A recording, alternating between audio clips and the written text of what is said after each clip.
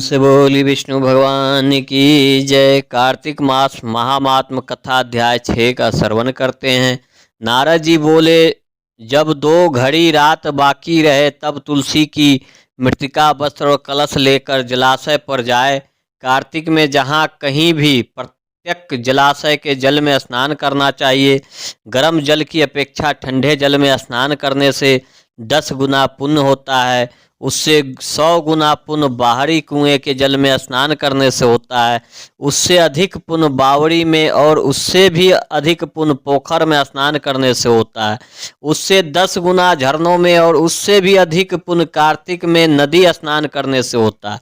उससे भी 10 गुना पुण्य वहाँ होता है जहाँ 2 नदियों का संगम हो, और यदि कहीं 3 नदियों का संगम हो तब तो पुण्य की कोई सीमा नहीं होती। स्नान से पहले भगवान का ध्यान करके स्नानार्थ संकल्प करना चाहिए। फिर तीर्थ में उपस्थित देवताओं को क्रमशः अर्घ आचमनी आदि देना चाहिए। अर्घ मंत्र इस प्रकार करनी चाहिए। हे कमलनाथ आपको नमस्कार है। हे जलाशय भगवान आपको नमस्कार है, प्रणाम है। हे ऋषिकेश आपको नमस्कार है। मेरे दिव्य अर्घ को अर्पण ग्रहण करें। बैकुंठ, प्रयाग तथा बद्रिकाश्रम में जहाँ कहीं भगवान विष्णु गए वहाँ उन्होंने 3 प्रकार से अपना पांव रखा था। वहाँ पर ऋषि, वेद, यज्ञों सहित सभी देवताओं मेरी रक्षा करते रहें।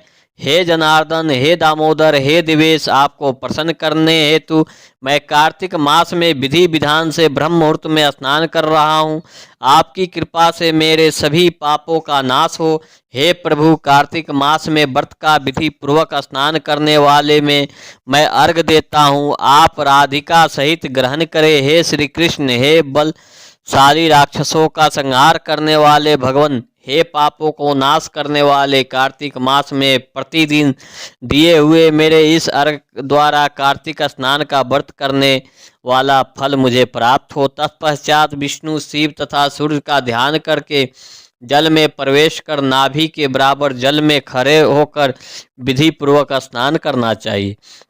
गृहस्थी को तिल और आंवले का चूर्ण लगाकर तथा विधवा स्त्रियों, यति को तुलसी की जड़ की मिट्टी लगाकर स्नान करना चाहिए। सप्तमी, अमावस्या, नवमी, त्रयोदशी, द्वितीया, दशमी आदि तिथियों को आंवला तथा तिल से स्नान करना वर्जित है। स्नान करते हुए निम्न शब्दों का उच्चारण करना चाहिए।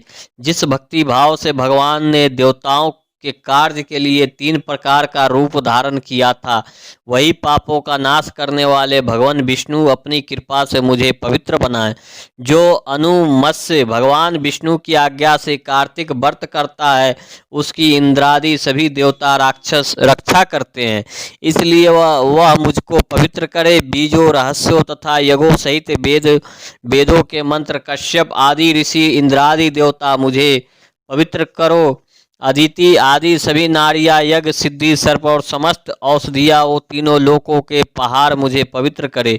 इस प्रकार कहकर स्नान करने के बाद मनुष्य को हाथ में पवित्री धारण कर कि देवताओं, ऋषि, मनुष्य तथा पितरों का विधि पूर्वक तर्पण करना चाहिए। तर्पण करते समय तर्पण में जितने तिल रहते हैं उतने वर्ष से प्रयत्न व्रती की पितृगण स्वर्ग में वास करते हैं। उसके बाद व्रती को जल से निकलकर शुद्ध वस्त्र धारण करनी चाहिए।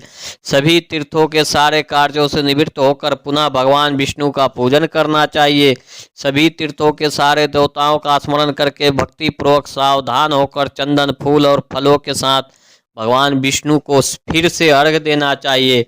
अर्घ के मंत्र का अर्थ इस प्रकार, मैंने पवित्र कार्तिक मास में स्नान किया है। हे विष्णु, राधा के साथ आप मेरे दिव्य अर्घों को ग्रहण करें। तत्पश्चात चंदन, फूल और तांबूल आदि से वेद पाठी ब्राह्मणों को श्रद्धापूर्वक पूजन करें और बारंबार नमस्कार करें।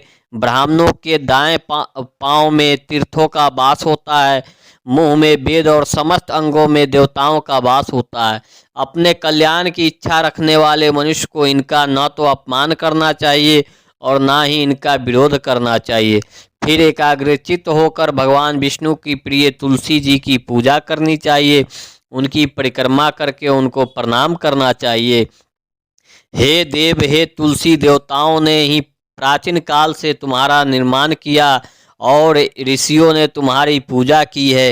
हे विष्णु प्रिय तुलसी, आपको नमस्कार है, आप मेरे समस्त पापों को नष्ट करो। इस प्रकार जो मनुष्य भक्ति पूर्वक कार्तिक व्रत का अनुष्ठान करते हैं वे संसार के सुख को भोग करते हुए अंत में मोक्ष को प्राप्त करते हैं। प्रेम से बोलिए विष्णु भगवान की जय।